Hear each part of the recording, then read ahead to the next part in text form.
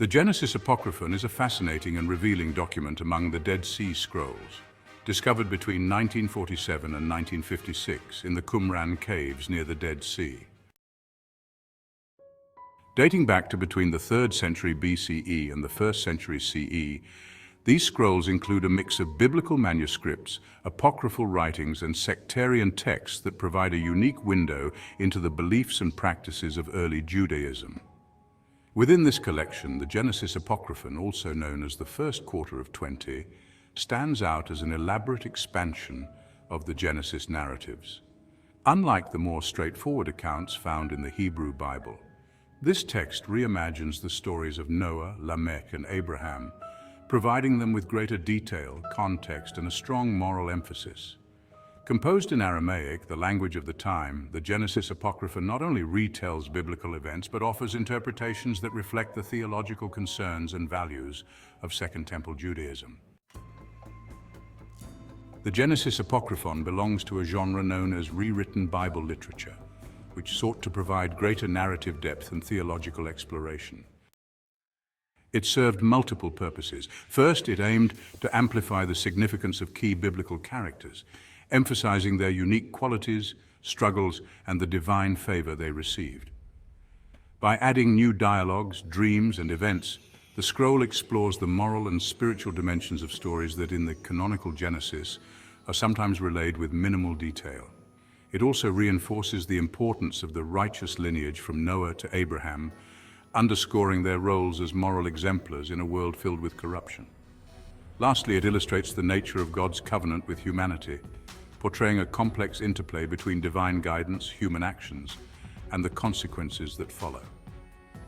In this sense, the Genesis Apocryphon is more than a narrative.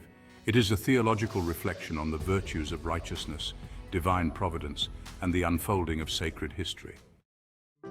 Despite being fragmented, the scroll contains several key expansions on the Genesis stories. It opens with an account involving Lamech, who becomes anxious over the unusual appearance of his newborn son Noah. Fearing that his child might be the offspring of a divine being, Lamech seeks advice from his father Methuselah, who then consults Enoch. This opening section introduces themes of divine intervention and the sacred lineage that Noah represents, highlighting the importance of purity and righteousness.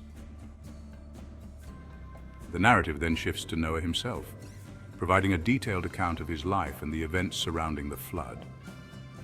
While this section parallels the biblical account, it emphasizes Noah's unique role as the preserver of humanity and divine law, stressing his purity and righteousness amid a world marred by wickedness.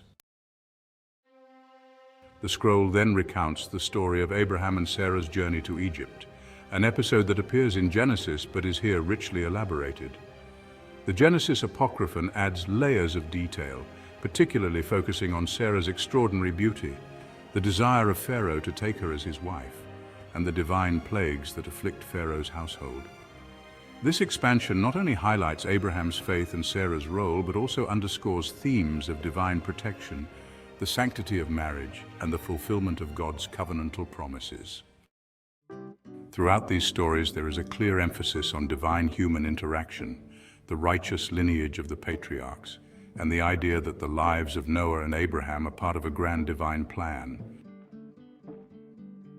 To explore the insights of the Genesis Apocryphon more deeply, we can use the framework of logical triads, which help reveal the interconnected relationships and moral dynamics within the text. The coexistence of characters like Lamech, Noah, and Abraham forms a triadic structure that shapes the unfolding of sacred history. They are linked not only by bloodline, but by their shared purpose of upholding divine law. This interconnectedness reflects a balance between righteousness and wickedness, a moral equilibrium in which divine justice ensures that righteousness is preserved through select individuals. The scroll reveals a world in which each character reinforces the cycle of divine favor and moral integrity. Noah's piety is mirrored in Abraham's trials and ultimate vindication, illustrating a cycle of reinforcement in which their actions uphold and affirm divine will. In moments of wrongdoing, such as Pharaoh's desire for Sarah, the scroll shows a feedback loop where negative actions result in divine retribution, reinforcing the sanctity of God's covenant. Causality is another triadic pattern that drives the narrative forward. Lamech's fear about Noah's lineage prompts a consultation with Enoch, which in turn reveals Noah's significance within the divine plan. Similarly, Abraham's actions in Egypt have direct consequences, leading to a series of events that impact his family and Pharaoh's court. However, the narrative also involves reversion, where expected power dynamics are overturned by divine intervention, reminding readers of God's ultimate sovereignty. Pharaoh's attempt to claim Sarah disrupts the natural order, yet this dissonance is corrected through divine plagues, reinforcing the supremacy of divine law over human authority. The storytelling of the Genesis Apocryphon employs non-linear influences through visions and dreams, blending past and future in a way that reveals the interconnectedness of events. For instance, Noah's unique birth is retrospectively understood through prophecy, showing how moments of divine revelation create a tapestry of meaning that transcends time. The scroll's narrative also revisits and reinterprets earlier events, creating a cycle where each generation's actions are reflections and continuations of the divine plan. The inclusion of Noah and Abraham within the divine favor forms a unified narrative that speaks to the overarching inclusivity of God's covenant. At the same time, the text marks a clear boundary between those within this covenant, embodying righteousness, and those excluded, such as the sinful generation destroyed in the flood or Pharaoh, who is punished for his transgression. This division reinforces the moral universe of the Genesis Apocryphon, where alignment with divine will is the path to blessing and survival.